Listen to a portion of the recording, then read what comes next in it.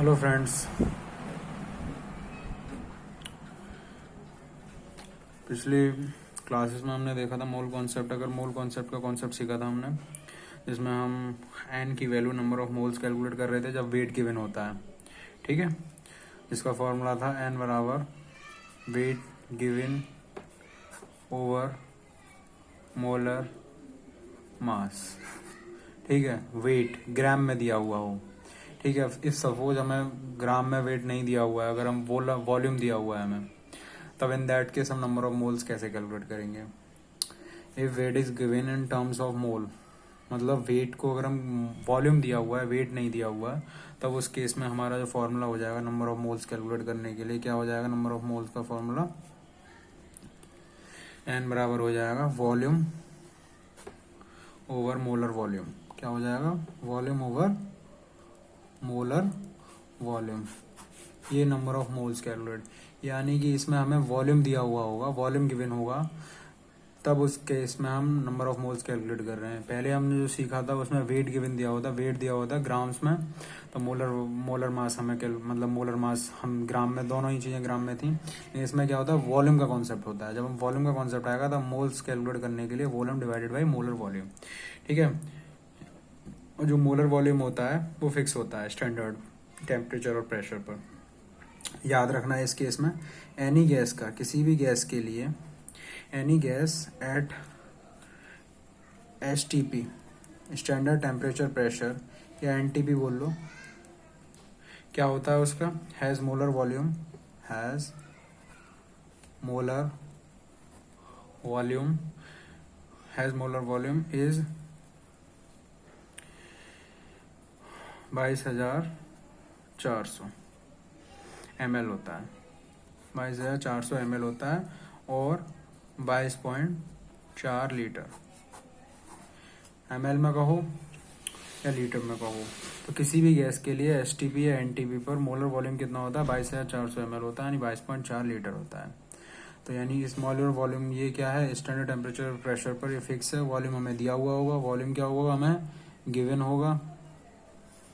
ठीक है, ये गिवन क्वांटिटी है और ये फिक्स होती है। ठीक है, स्टैंडर्ड टेम्परेचर प्रेशर पर चेंजेस में आते हैं, वेरिएशन आते हैं, वो हम समय के साथ देखेंगे। अभी हम एग्जांपल के थ्रू हम इस कॉन्सेप्ट को और क्लियर करने की कोशिश करेंगे। ठीक है, तो इस तरीके से अगर हम बात करें स्टैंडर्ड टेम्परेचर की, तो स्टैंडर्ड टेम्परेचर ये तो पहला पॉइंट हो गया। दूसरा पॉइंट इस केस में स्टैंडर्ड टेम्परेचर की अगर हम बात करें तो कितना होता है, 0 डिग्री होता है, 0 डिग्री सेल्सियस होता है। 0 डिग्री सेल्सियस क्या बोलते हैं, 273 केल्विन। ठीक है, ये स्टैंडर्ड टेम्परेचर होता है। और अगर हम स्टैंडर्ड प्रेशर की बात करें, स्टैंडर्ड प्रेशर की बात करें, यहाँ पर अगर स्टैंडर्ड प्रेशर की बात करें तो 1 बार होता है, 1 बार बोल सकते हैं, या फिर 1 ATM atmospheric unit, atmosphere pressure. ठीक है, यानी 1 बार और 1 ATM। ठीक है, ये स्टैंडर्ड प्रेशर है और ये स्टैंडर्ड टेम्परेचर है। ठीक है, तो इस केस में, और ये तो इसके लिए हो गया, मतलब ये स्टैंडर्ड इस स्टैंडर्ड प्रेशर पर, मतलब ये टेम्परेचर इस प्रेशर पर जो हमें मोलर वॉल्यूम होगा इसको लगाना है।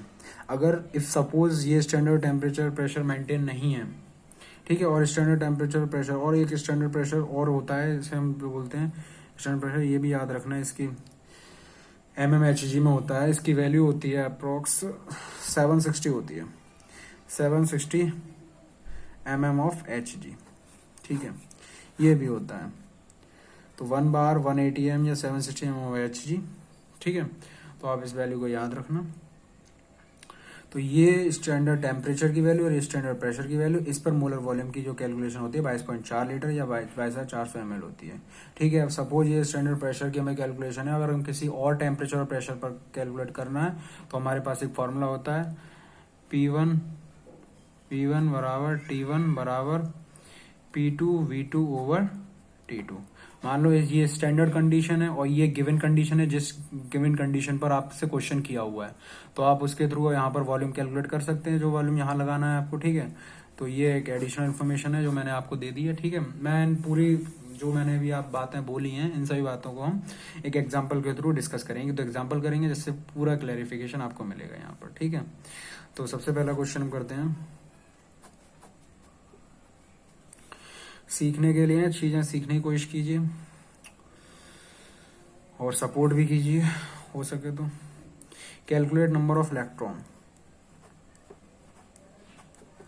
कैलकुलेट नंबर ऑफ इलेक्ट्रॉन्स इन, मतलब वही सिनेरियो है, इलेक्ट्रॉन का कैलकुलेशन करो, प्रोटॉन का कैलकुलेशन करो, एटम का कैलकुलेशन करो, मॉलिक्यूल का कैलकुलेशन करो, ठीक है। नंबर ऑफ मोल से कैलकुलेशन होगा ये सब का सब, लेकिन नंबर ऑफ मोल्स हमें किसके टर्म्स में आप कैलकुलेट करने, वॉल्यूम के टर्म्स में कैलकुलेट करने के, वेट तो दिया हुआ है नहीं, तो इस तरीके से, ठीक है।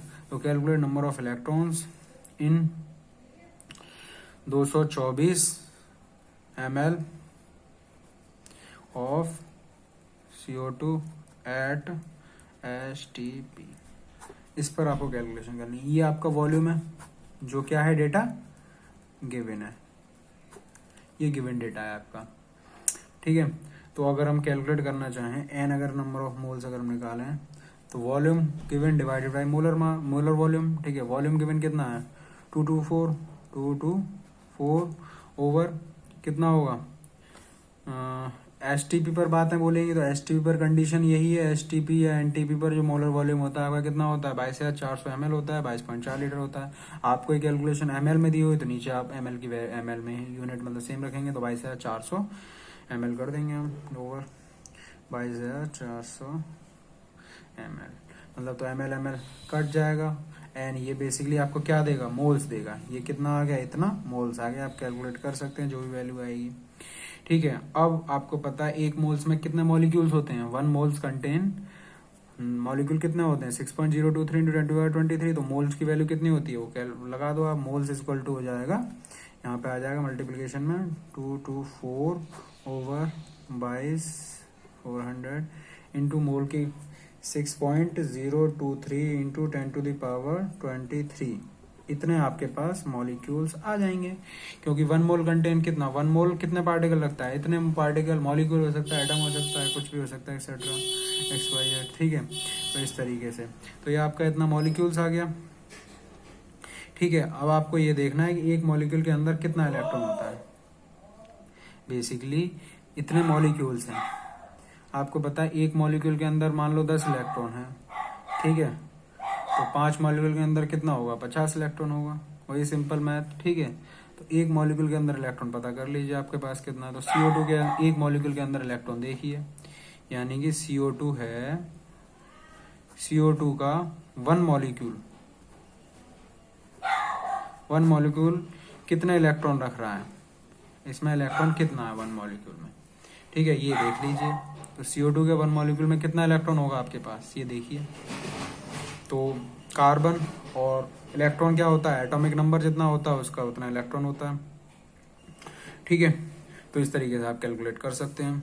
आपको पता है कार्बन का एटॉमिक नंबर कितना होता है, 6 होता है, तो इसमें 6 प्लस ऑक्सीजन कितना होता है, 8 होता है, 2 इंटू 8 यानी 8 दूनी 16, 16 6 22, दैट मीन्स 22 इलेक्ट्रॉन CO2 का मॉलिक्यूल रखेगा। तो CO2 का एक मॉलिक्यूल के पास 22 इलेक्ट्रॉन होंगे, तो इतने मॉलिक्यूल्स के पास कितने होंगे, एंड 22 टाइम्स ऑफ दिस, ठीक है।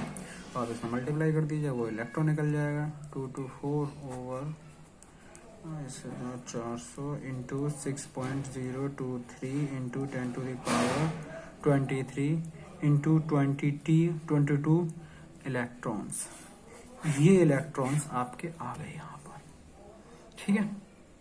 तो इस तरीके से ये आपको मैंने समझाने की कोशिश की।